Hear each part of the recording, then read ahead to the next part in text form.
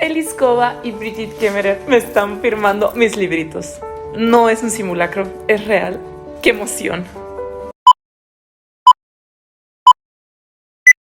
Hola chicos, estoy muy emocionada de poder estar aquí teniendo la oportunidad de conocer a Elise Kova y a Brigid Kemmerer aquí en la Feria del Libro de Guadalajara, en la que Ediciones Urano hizo posible poder hacer estas entrevistas y conocer un poquito más acerca de los libros.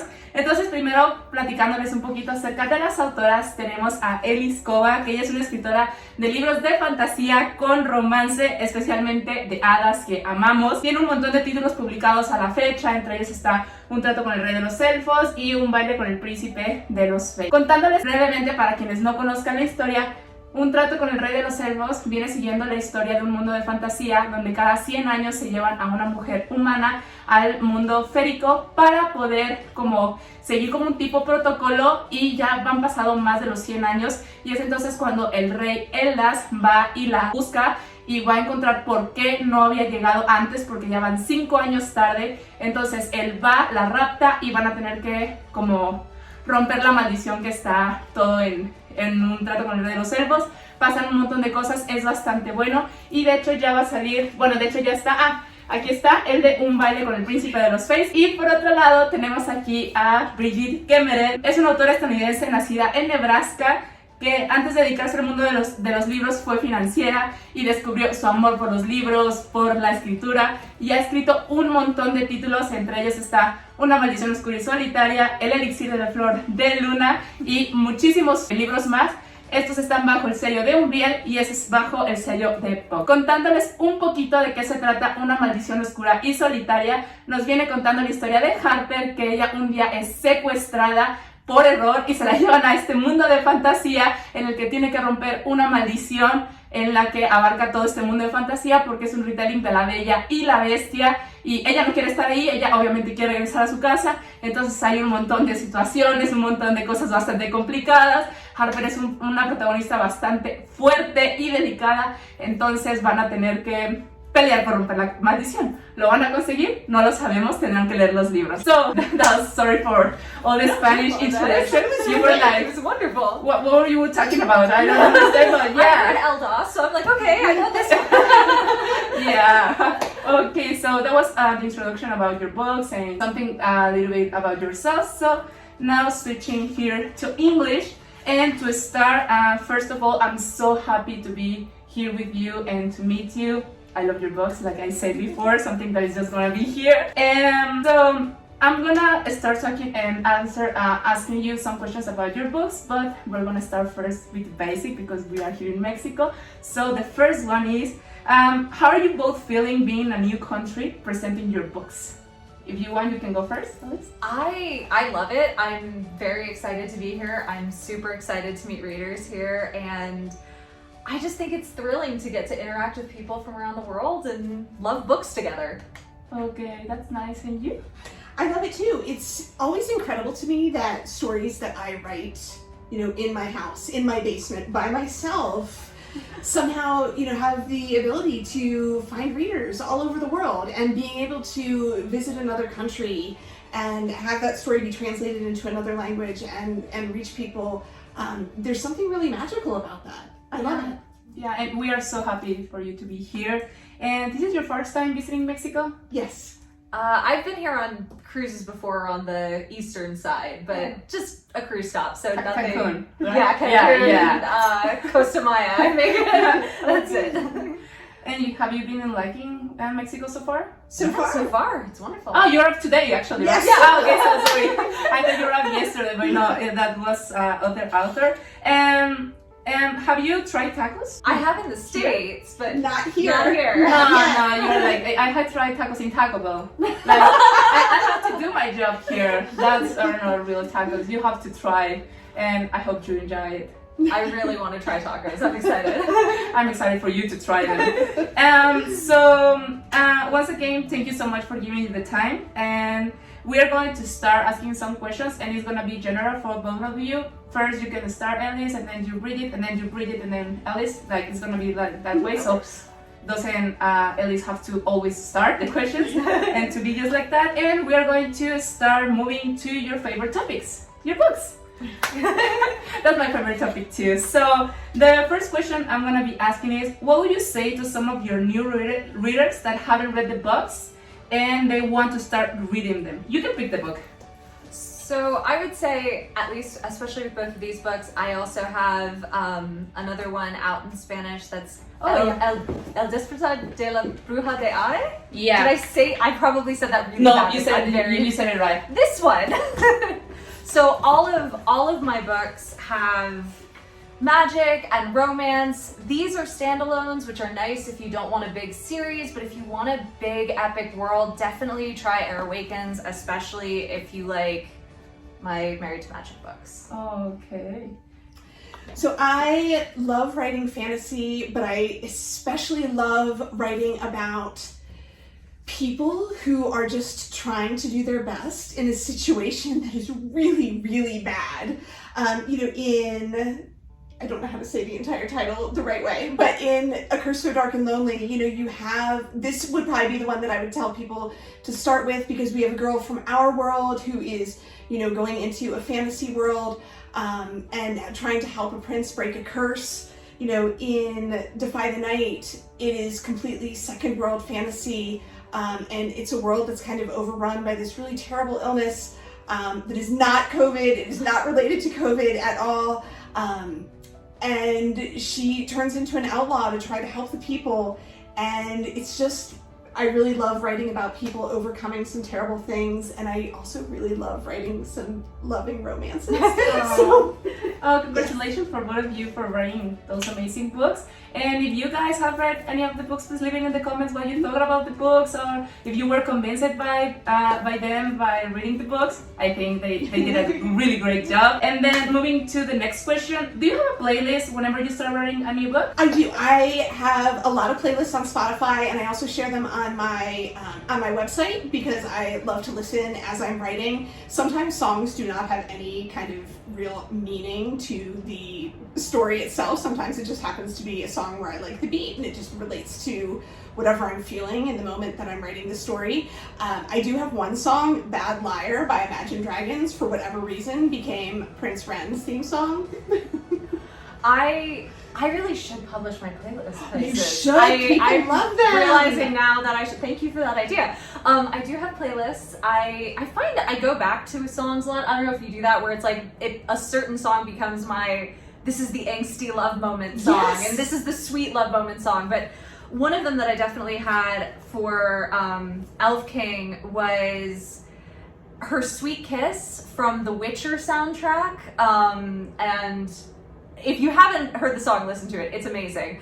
But it's from the Netflix Witcher show, and it really, it captures Aldous and Luella perfectly.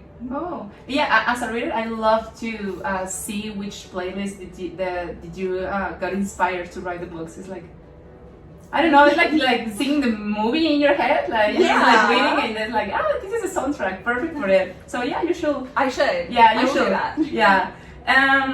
Which habit of yours will you consider a bit weird while you're writing, if you have one? I have to snack when I edit. I know that may, I don't know, maybe that's weird, maybe that's not, but it's not when I'm writing. When I'm writing, I'm fine, but when I'm editing, I always start feeling snackish. Like I want popcorn, or I want chips, or I want dried fruit or nuts or something, just so I can, I guess if I'm like just staring at the screen, I just want to snack on something. Mine is probably the time of day that I write, and I write at 4:30 in the morning. You wake up at that time? Yes. Oh, you wake up? No. Oh my God, you wake up at that time, right? Yes. Willingly. Because I try. So I have 3 kids, and I have found that if I don't know, I like to get some writing done before they wake up, because otherwise my day just goes off the rails, and they are either the school is calling me, or they need something, or my husband needs something, or yeah. I'm in shock. That's a really big difference between people from the United States and Mexico. They are very early in the United States. In Mexico, we are very late. I went to bed last night at 5 a.m. doing reading and doing some stuff. So I can't imagine myself waking up 4:30 a.m. to read a book. Well, that's a superpower. Congratulations. When did you start writing? I've been writing since I was a kid. I just loved writing stories. I was writing longhand. I got in trouble in high school. I have a vivid memory of getting in trouble because I was writing during math class, but joke's on her because worked out. But I didn't really start taking it seriously until I was in my late 20s. Okay. What about you? I similarly, writing's always been a part of my life. It wasn't what I studied though. It wasn't what I thought I was going to do. I got really into the first Thor movie, and I thought Loki was really hot, Tom Hiddleston's Loki, and I wanted to write a fan fiction, but I knew I would get like a bajillion words into it and be mad that I couldn't do anything, so I stopped myself and I started thinking, okay, what do I really want to write? How do I make my own story? And that actually became my debut, Air Awakens, and that was back in 2012 that I wrote it, and I didn't really get serious about publishing until like 2014 or so. Okay, so it's been a long progress. Okay, so congratulations for what you have been, what you've done. Thank you. That's amazing. Have you ever written a whole chapter and then say no and just delete it, all of it? Yeah. I've written the whole first 30,000 words of a book 4 times and thrown it away. Oh. Yeah, so this book, I was this far into it and realized that I was writing it in third person and I didn't like the way it was going. Oh, that's always fun. And had to go and wanted to go back and write it in first person, present tense. So I scrapped this much and started over from the beginning. Yeah, this one I had, my editor was like, your story really starts on chapter 7, so everything before that you need to cut or condense, and that's what I did. Really? Mm-hmm. Okay. It's very common for authors to just Bye. Yeah, I know, I know, but I didn't thought of like almost the whole book. That's amazing. It was sad. Yeah, it hurts. I can imagine. It does hurt, but it's okay. You're like, oh no, I'm not gonna do anything. Just lay out and watch Netflix. I'm tired of writing. I don't like this job, right? That happens some days. Which advice will you give to someone who starts writing fantasy books? Is it my turn or is it your turn? It's your turn. Oh no! Oh, I was hoping to think what you were. So for fantasy specifically, I would say keep in mind to always start with your characters. I think for fantasy, people tend to start building the world and planning the magic and thinking of all of this cool stuff that they can put into it, which is important. All of that is important. But a reader experiences all of those cool things through the eyes of your character. And if a reader doesn't care about your character, they're not going to care about anything else that you've made. So I think that a lot of people who write fantasy start with the world when they really should be starting with the character. That is amazing advice.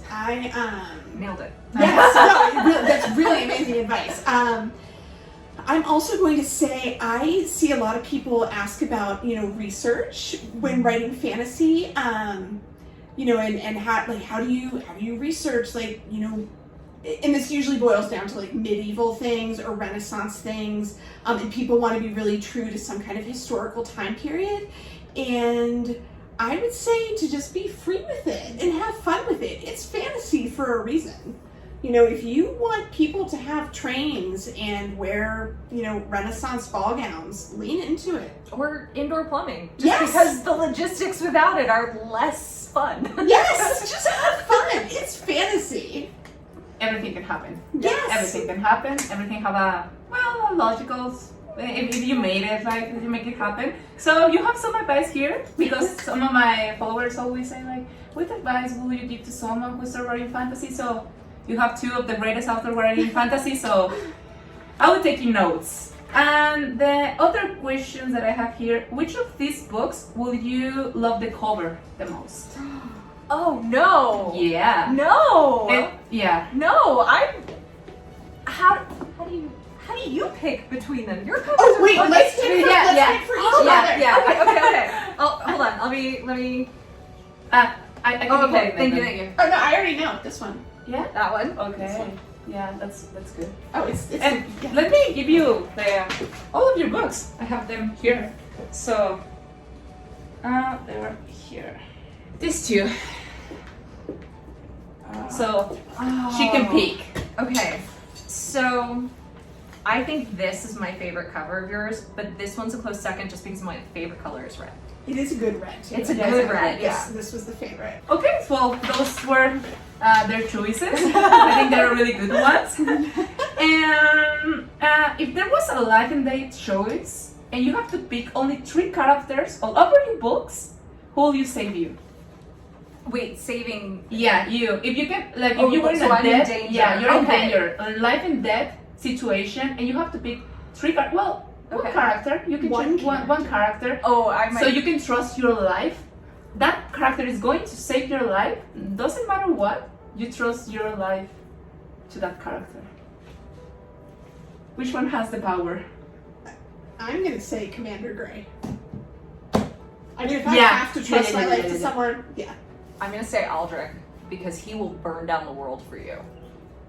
I got chills. Literally chills. I haven't read that book. Now I really want to read that book. Okay. Hey, you gotta give him time, cause he grows throughout the series.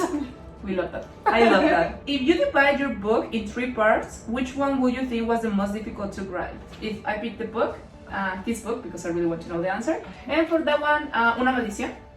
Yeah, if you have to divide your book in 3 parts, like the beginning, the middle, and the ending, which one was the most difficult part to write? First part, because I cut about 60,000 words almost from the first, 60,000? from the first draft of this book, and most of it was in the front. It was bloated in the front, and I had to get the first couple chapters really right, and I worked on it for a long time to get them that way, and that was probably the hardest part for me to write. You know, I'm also going to say the first part, because this is also the one that I had to rewrite so much of it. And then when I turned the first draft into my editor, it was about 150,000 words long. The finished, and I know people don't talk in words, non-publishing people, the finished one is like 119,000, so it was, you know, a big chunk longer. So I had to trim a lot of it, and same kind of thing. It took a lot of work to get that first section right. But the first part is so important. Like, that's one of the Yes. most important parts of the book. Yeah, it's where you get like, I forgot the word, like the hang? Hook. The hook. Yeah. Is it the hook for the readers? I think as a reader it's very important at the beginning, so you can like match with the characters and then just like, oh, I can be friends with them. Yeah. So yeah, I think it's a good answer for both of you. Okay, so these ones are individual. So first one, I'm going to start with Harper, Okay. your character. If Harper could be best friends with any character, it doesn't matter the book, which character will be? Like in one of my other books or in anybody's book? Ever? Any book. Oh my goodness. Like best friends. Best Sleepovers and over. sleep. Oh, wow. Harper would probably be best friends. Oh man. I'm trying to remember the name of the main character. Of which book? In Ember in the Ashes. Oh, Laya. I haven't read the book, but I have heard. Yeah. It's Maya? I Laya. think it's Laya. Laya Yeah. and Harper's were going to be Yeah, I best think they friends. would be best friends. Okay. I do. That's cool. I haven't read those books, but I can imagine Harper is a really strong character. Like, I do whatever I want, whenever And you I should want. definitely read them. They're good. Yeah. I know that I'm gonna. I have the first book, so I'm just trying to find the moment, the right moment, right? And it's gonna be the same question, but if Lola could be Lola, I think. Luella, Lola. yeah. It could, Anyway is fine with me. okay. So if she could be any friends with anybody, if any book. Can I actually pick Vala from Air Awakens? Yeah, you Can can I? pick Because I feel like the two. That's not Luella. I feel like the two of them would actually be friends. Not Vala at the start of the book. Like Vala at the end of the series. Book 5 of Air Awakens Vala. I really think her and Luella would be like real good friends. And you can make in some moment a crossover. I'm just saying. Yeah. It's just putting it out there. Yeah. I'm just saying. If you say so, I think I would love to see them both interacting. Do you think that you will be friends with your characters? Like you will like go along, or you are more like some other way? Like no, I wouldn't kick you out of my house. Some of them I would probably be friends with. Some of them would exasperate me. Yeah. Some of them I would want to feed them a sandwich and discuss their life choices. Yes. Oh my. But if you can be best friends with one, Best friends with one. you go to the Tuesday cafe. You know, honestly, I would probably pick. It's not one of these though. Does it have to be one of these? No. I would probably pick, honestly, Tycho from Forging Silver into Stars, Okay. which is coming out here next year, I think. Yeah. With book? Mhm. Okay. Save the date. And you?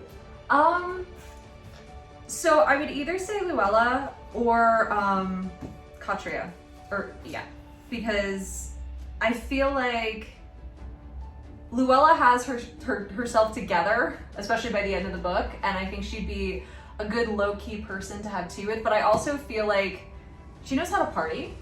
Katria knows how to party and like have a good time. So. Okay. And you like to party?